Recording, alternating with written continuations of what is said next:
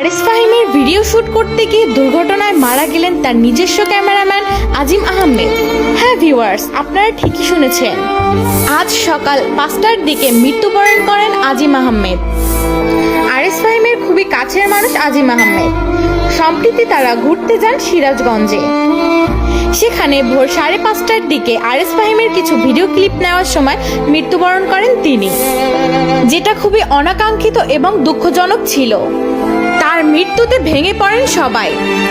আরিস ফাহিম এবং মার্জিয়া সহ আরো অনেকেই দুঃখ প্রকাশ করেছেন তার বিষয়ে। আরিস ফাহিম একটি পোস্টের মাধ্যমে তার দুঃখ শেয়ার করেন সকলের মাঝে। তিনি লেখেন, আজ রোজ 8/6/2024 ভোর 5:30 দিকে আমাদের আজিম দুনিয়ার মায়া ত্যাগ করে চলে গিয়েছে। ইন্না লিল্লাহি ওয়া ইন্না ইলাইহি রাজিউন। কিভাবে বর্ণনা করব কিছুই বুঝতে পারছি না।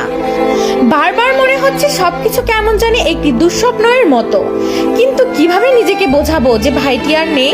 চোখের সামনে সব দেখেছি, ভাই যা কোনোদিনও বুঝতে পারবো না। তাই সংক্ষেপে একটি বর্ণনা করি।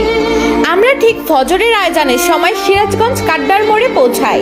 সেখান থেকে হালকা কিছু খাবার খাই সবাই মিলে। এরপর আমরা ক্রসবাদ 3-এ যাই। সেখানে আজিম তার মতো করে শুট নিতে ব্যস্ত ছিল ব্লগের জন্য। তারপর কিছু সময় কাটাই সেখানে।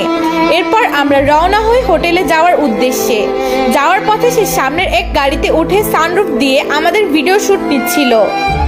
এর মধ্যে SS রোড দিয়ে বড়পোল পার হওয়ার সময় উপরে থাকা লোহার যে বারটি রয়েছে, হাইট বার বলা হয় যাকে, সানরুফে দাঁড়িয়ে থাকার কারণে মাথায় এবং বুকে সজোরে আঘাত হানে। উল্টো হয়ে ফিরে থাকার কারণে সেও বুঝতে পারেনি, যার কারণে আঘাতটা সরাসরি তার মাথার পিছন দিকে লাগে। মাথার পিছন দিকে আঘাত লাগার ফলে তৎক্ষণাৎ সে সেখানেই গাড়ির ভিতর রক্তাক্ত অবস্থায় লুটিয়ে পড়ে। তৎক্ষণাৎ 2 থেকে 3 মিনিটের মধ্যে আমরা সিরাজগঞ্জ সদর হাসপাতালে পৌঁছাই। সেখানে নেওয়ার আগেই আমার ভাই দুনিয়ার মায়া ত্যাগ করে চলে গেছে। তার জন্য কিছু করার সুযোগটাও পাইনি। চোখের পলকে সব শেষ হয়ে গেল। চিরদিন দায়ী থেকে যাব। 2 মাস আগেও ওর বাবা মারা গিয়েছে। এই ছেলেটি চলে যাওয়ায় তার মাকে জানানোর মতো কষ্ট কখনোই বুঝতে পারবো না। দূর থেকে অনেক অনেক মতামতি করবে, কিন্তু সব নিজ চোখের সামনে দেখা হয়েছে। 1000 কথা লিখেও কাউকে বুঝাতে পারবো না। আমরা সকাল থেকে হাসপাতালে এবং প্রশাসনিক কার্যক্রম শেষ করে লাশ নিয়ে এখন সাতক্ষীরার পথে। সবাই ওর জন্য দোয়া করবেন এবং ওর আত্মার মাগফিরাত কামনা করবেন। আরিস ফাহিমের পোস্টের মাধ্যমে আমরা বুঝতে পারি কতটা কাছের ছিলেন আজিম আহমেদ। এছাড়াও তাকে নিয়ে পোস্ট করেন তার অনেক বন্ধু বান্ধব। সবাই অনেকটাই দুঃখ প্রকাশ করেন তার মৃত্যুতে। এভাবে এত দুঃখজনকভাবে যে মৃত্যু ঘটবে কেউই আসলে বুঝতে পারেনি। আরিস ফাহিমের পোস্টটি মার্জিয়া শেয়ার করে তিনিও লেখেন, ইন্নাল ইলাহি ওয়া ইন্নাল ইলাইহি রাজিউন। আল্লাহ তাকে জান্নাতুল ফেরদৌস নাসিব করুক, আমিন। এখনো বিশ্বাস হচ্ছে না তুই আর নেই। আর বলতে পারবো না আজিম, পিকচার দে, পিকচার দে।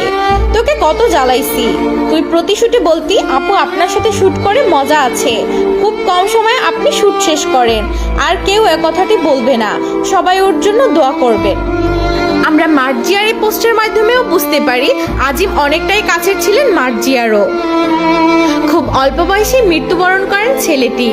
তার বন্ধু বান্ধব অনেক দুঃখ প্রকাশ করেন এই বিষয়ে। অনেকে তার অনাকাঙ্ক্ষিত মৃত্যুটি মেনে নিতে পারেননি, কিন্তু কি করার, বিধাতার নিয়ম তো এমনই, কার কখন মৃত্যু হয় বলা তো যায় না। তো ভিউয়ার্স, আমার আজকের ভিডিওটা ছিল এই পর্যন্তই। এমন আরো নতুন নতুন নিউজ পেতে আমার পেজটিতে ফলো দিয়ে পাশে থাকবেন। আর ভিডিওটি যদি একটু ভালো লেগে থাকে অবশ্যই একটি লাইক এবং একটি কমেন্ট করে যাবেন। দেখা হবে নতুন কোনো ভিডিও নিয়ে। আল্লাহ হাফেজ।